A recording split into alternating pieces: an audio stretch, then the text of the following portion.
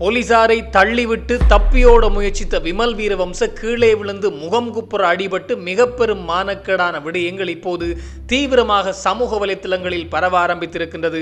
எழுந்தவுடனே சொன்ன விடயம், இந்த அரசாங்கத்திற்கு வாக்கிட்ட மக்கள் எல்லாம் அழிந்து போக வேண்டும் என்ற அடிப்படையிலே மக்கள் மீது சாபம் விட்டிருக்கின்றார் விமல் வீரவம்ச. மேலும் கபில சந்திரசேன மரணத்திலே மீண்டும் மர்மங்கள் நீடிக்க ஆரம்பித்திருக்கின்றது. குறிப்பாக கபில சந்திரசேனுடைய வீடு மற்றும் அரவிந்த டி சில்வாவுடைய வீட்டில் இருந்த சிசிடிவி காணொலிகள் எதுவுமே பதிவு செய்யப்படவில்லை. சிசிடிவி இயங்கினாலும் காணொலிகள் பதிவு செய்யப்படவில்லை என்பது சந்தேகத்தை ஏற்படுத்தி இருப்பதாக நீதிமன்றத்தில் குற்றத்தடுப்பு விசாரணை பிரிவு தெரிவித்திருக்கின்றார்கள். மேலும் பெசில் ராஜபக்சவினுடைய வீடு இப்போது பல்கலைக்கழகங்களுக்கு கொடுக்கப்பட போகின்றது. இதற்கான சம்மதத்தை பிரதமர் ஹருணி அமரசூரியவும் தெரிவித்திருக்கின்றார். மேலும் மஹிந்த ராஜபக்சவுக்கு அழைப்பு விடுக்காமல் இன்றைய தினம் யுத்த வெற்றி கொண்டாடப்பட்டு விட்டது என்று கொந்தளித்தெழுந்திருக்கின்றார்கள் சிங்கள இனவாத தரப்பினர். இந்த விடயங்கள் பற்றித்தான் இந்த தொகுப்பினூடாக முழுமையாக பேசப் போகின்றோம். அன்புறவுகளில் ஒருக்குமே வணக்கம்.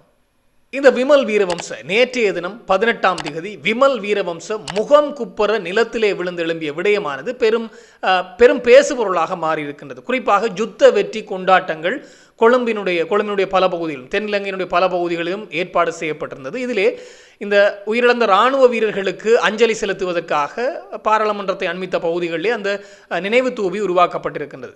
அதிலே இன்றைய தினம்தான் யுத்த வெற்றி அல்லது உயிரிழந்த இராணுவ வீரர்களுக்கு அவர்கள் அஞ்சலி செலுத்துகின்ற நிகழ்வுகள் ஏற்பாடு செய்யப்பட்டிருந்தது. அதற்கான ஏற்பாட்டு விழா அல்லது ஒத்திகை நிகழ்வுகள் நேற்றைய தினம் இடம்பெற்று வந்தது. எனவே அந்த ஒத்திகை நிகழ்வுகள் இடம்பெறுகின்ற போது யாரையும் உள்ளே அனுமதிக்க மாட்டார்கள். காரணம், யாரும் உள்ளே செல்ல முடியாது, பாதுகாப்பு கருதி. ஆனால் விமல் வீரவம்ச அந்த இடத்தை முறியடித்து கொண்டு அவர் பழைய விமல் வீரவம்ச என்று நினைத்து விட்டார். காரணம், ஒரு காணொளி பார்த்திருந்தேன். இதே போன்ற ஒரு சம்பவத்திலே ஒரு 5-6 வருடங்களுக்கு முன்னரும் செய்திருக்கின்றார். அந்த போலீசாரை தள்ளிவிடுதல், போலீசாரை அடித்து உடைத்து கொண்டு உள்ளே சென்று போலீஸை அச்சுறுத்துதல். அப்போது அவர் அமைச்சராக இருந்தவர். போலீஸை அச்சுறுத்தி கொண்டு அந்த நினைவேந்தல் நிகழ்வுகளை 18ஆம் தேதி நடத்திவிட்டு வந்து விடுவார் விமல் வீரவம்ச. அதே போன்று பழைய விமல் வீரவம்ச என்று நினைத்து கொண்டு நேற்றைய தினம் அவர் முண்டியடித்து கொண்டு போலீசாரை தள்ள முயற்சித்த போது போலீசார் அவரை வலுக்கட்டாயமாக அல்லது அமர்த்தி பிடித்து விட்டார்கள்.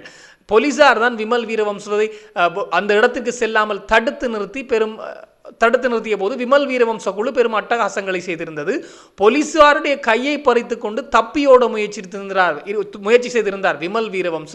தப்பியோடுகின்ற போது கால் தடுக்கி முகம் குப்புற அடிபட்டு மூக்கெல்லாம் உடைந்து விமல் வீரவம்ச மிக பெரும் மானக்கேட்டோடு எழுந்திருந்தார். அப்படி எழுந்தவுடன், அதாவது கீழே விழுந்து மீசையிலே மண்ணொட்டாத கதையாக அவர் எழுந்தவுடன் இந்த அரசாங்கத்திற்கு அனுரவுக்கு வாக்கு போட்ட மக்கள் எல்லாம் அழிந்து போக வேண்டும் என்ற அடிப்படையிலே தான் விழுந்த கோபத்திலே சாபம் விட்டிருக்கின்றார் இந்த விமல் வீரவம்ச என்பது காணொலிகளிலே பார்க்கின்ற போது உண்மையிலேயே அதை பார்க்க மிக மகிழ்ச்சியாக இருந்தது. விமல் வீரவம்ச கீழே எழும்பிய காணொலியை பார்க்கின்ற போது மனதுக்கு கொஞ்சம் சந்தோஷமாகவே தான் இருந்தது. காரணம், மிக பெரும் இனவாதி, இனத்துவேசம் பிடித்தவர் தான். தமிழ் மக்கள் மீது கடுமையான இனவாத கருத்துக்களை பரப்புகின்றவர்களே இந்த விமல் வீரவம்சம் முதன்மையானவர். எனவே அந்த நபர் இன்றைய தினம் மூக்குடைப்பட்டிருக்கின்றார்.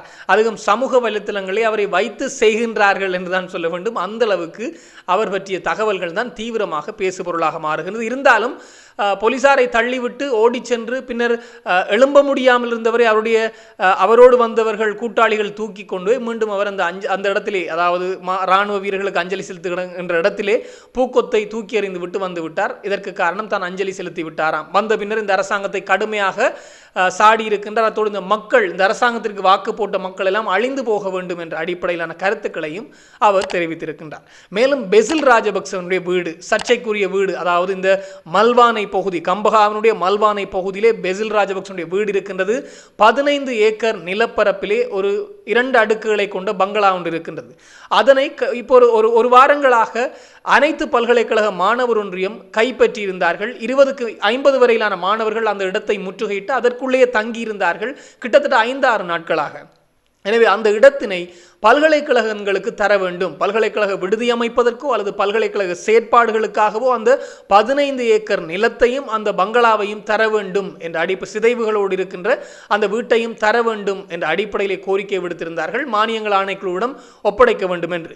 இது பல நாட்களாக பேச்சுவார்த்தை நடத்தப்பட்டு வந்தது. நேற்றைய தினம் பிரதமரோடு நடத்தப்பட்ட பேச்சுவார்த்தையிலே சம்மதம் தெரிவிக்கப்பட்டிருக்கின்றது. அது பல்கலைக்கழகங்கள் மானியங்கள் ஆணைக்குழுவுக்கு அந்த வீடு அல்லது அந்த நிலம் வழங்கப்பட போகின்றதாம் என்ற தகவல் கொடுக்கப்பட்டதனால் பெசில் ராஜபக்சவுக்கு சொந்தமான வீடு பின்னர் அது பெசில் ராஜபக்சவுடன் பறிமுதல் செய்யப்பட்டு இப்போது அந்த பிரதேச சபைக்கு சொந்தமானதாக இருக்கின்றது.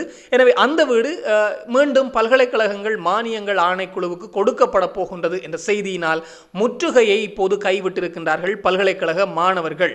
குறிப்பாக முற்றுகையை கைவிட்டு நாங்கள் பிரதமருடைய வாக்குறுதியை நம்பி நாங்கள் செல்கின்றோம் என்று அந்த வீட்டை விட்டு வெளியேறி இருக்கின்றார்கள். எனவே பெசில் ராஜபக்சவுக்கு சொந்தமான வீடு அரசாங்கத்தால் பறிமுதல் செய்யப்பட்டு பின்னர் இப்போது மாணவர்களுடைய கையிலே கொடுக்கப்படுகின்றது என்பது மிக முக்கியமான விடயம். ஏதோ ஒரு நன்மையான விடயம் தான். காரணம், பல்கலைக்கழகங்கள் மானியங்கள் ஆணைக்குழுக்கு கொடுக்கப்பட்டால் குறிப்பாக பல்கலைக்கழக தங்குமிட விடுதிகளோ அல்லது பல்கலைக்கழகம் சார்ந்த ஏதும் ஒரு வளாகங்களை அமைப்பதற்கு 15 ஏக்கர் நிலம் என்றால் கொஞ்ச நெஞ்சமில்லை. வளாகங்களை அமைப்பதற்கு அது பொருத்தமான இடமாக இருக்கும். எனவே அதற்கு பயன்படுகின்ற போது சிறப்பாகவே தான் இருக்கும். இப்போது பல்கலைக்கழகத்திற்கு அந்த வீடு வழங்கப்பட்டிருக்கின்றது அல்லது அந்த நிலமும் வீடும் வழங்கப்பட்டிருக்கின்றது என்பது இப்போது பிரதமர் ஹருணி அமரசூரியவினால் உறுதிப்படுத்தப்பட்டிருக்கின்றது.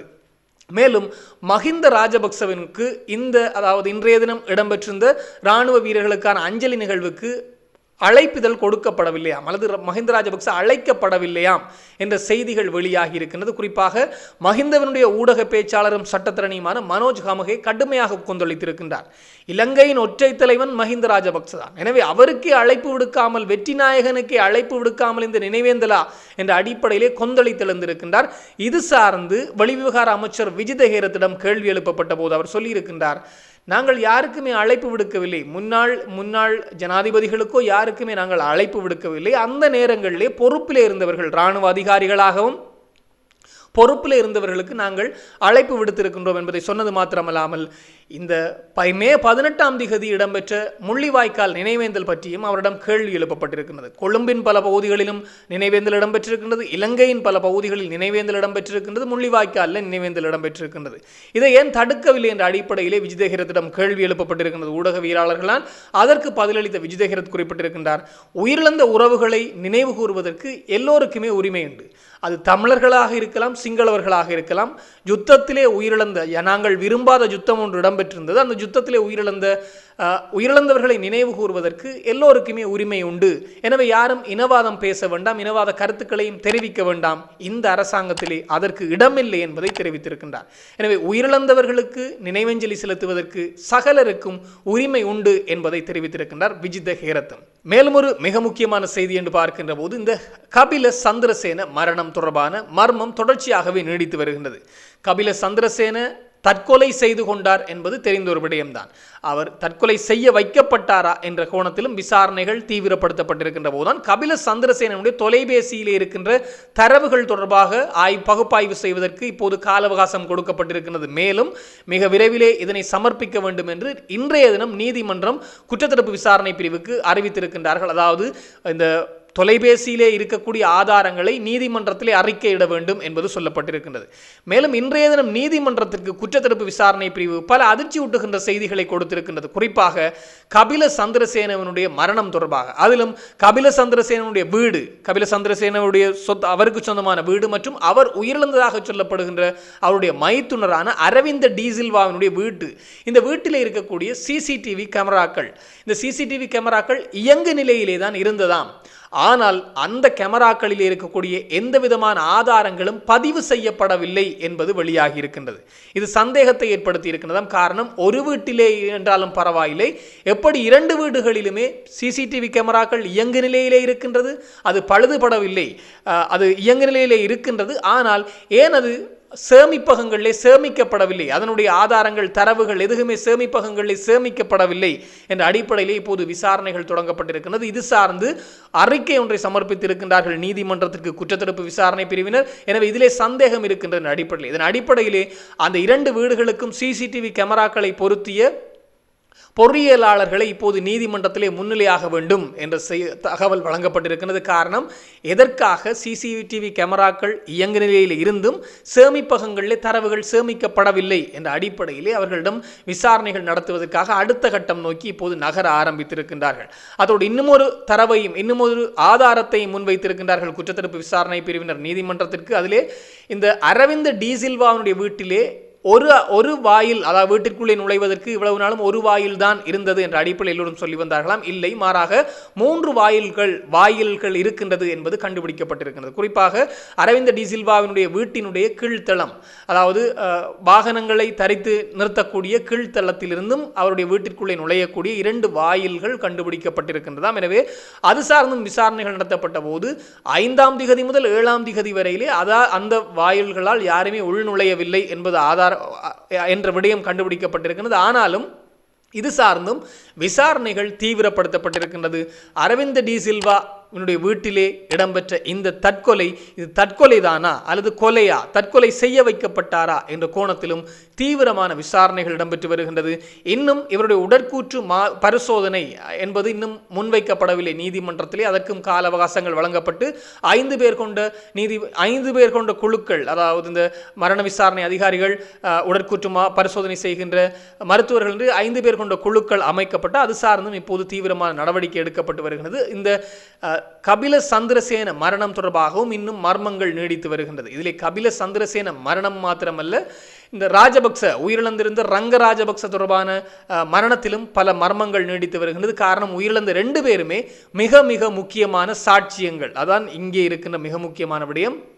இந்த 2 பேருமே, அதாவது 2.5 மில்லியன் அமெரிக்க டாலர்கள் திரைசேரியிலிருந்து காணாமல் போயிருந்த சம்பந்தமாக ரங்க ராஜபக்ச மிக முக்கியமான சாட்சி. அவர் சாட்சி மாத்திரமல்ல, அவர்தான் பிரதிவாதியாகவும் இருக்கின்றார். அதனால்தான் அவர் பணி நீக்கம் செய்யப்பட்டிருந்தார். அதே போன்று இந்த கபில சந்திரசேன ஏர்லைன்ஸ் நிறுவனம், ஸ்ரீலங்கன் ஏர்லைன்ஸ் நிறுவனம் பிரான்சினுடைய ஏர்பஸ் நிறுவனத்திடமிருந்து விமான கொடுக்கல் வாங்கல் 2013 இடம்பெற்றிருந்தது. இது சார்ந்தவர்கள் விமானத்தை வாங்குவதற்காக விமானத்தை வாங்குகின்ற பணத்திலிருந்து இரட்டிப்பான பணத்தை கொடுத்து வாங்க தயாராக இருந்ததாம் அப்போதைய ஸ்ரீலங்கன் ஏர்லைன்ஸ் நிறுவனம். அது மாத்திரமல்லாமல் அதற்காக லஞ்ச பணம் அல்லது தரகு பணம் அவர்களால் கொடுக்கப்பட்டிருக்கின்றது. ஏர்பஸ் நிறுவனத்தினால் லஞ்ச பணம் கொடுக்கப்பட்டிருக்கிறது இந்த அதிகாரிகள் குழுவுக்கு. அதிலே 16 மில்லியன் டாலர்கள் வரையிலே பேசப்பட்டிருக்கிறது பேரும். அதிலே 2 மில்லியன் டாலர்கள் வரையிலே கொடுக்கப்பட்டிருக்கின்றதாம். அதுதான் கபில சந்திரசேனுடைய மனைவி பிரியங்காவிடம் கொடுக்கப்பட்டது. அது பின்னர் மஹிந்த ராஜபக்சவுக்கு 60 மில்லியன் ரூபாய்களும், அதே போன்று அப்போதைய சிவில் விமான போக்குவரத்து அமைச்சருக்கு பிரியங்கர ஜெயரத்னவுக்கும் 20 மில்லியன் ரூபாய்களும் வழங்கப்பட்டதாக சொல்லப்படுகிறது. எனவே இது சார்ந்தும் தீவிரமான விசாரணைகள் நீடித்து வருகின்ற போதுதான் இந்த 2 மரணங்களுமே மர்மத்தை ஏற்படுத்தி இருக்கின்றது. எனவே இப்போது விசாரணைகளும் தீவிரப்படுத்தப்பட்டிருக்கின்றது. இது தொடர்பாக இன்னும் பல தகவல்கள் வருகின்ற போது உடனுக்குடன் தெளிவுபடுத்த நானும் தயாராக இருக்கிறேன். இன்னும் ஒரு தொகுப்போடு சந்திக்கலாம். உங்களிடம் விடைபெறும் நான் என்றும் உங்கள் அன்பின் ஈழன். வணக்கம்.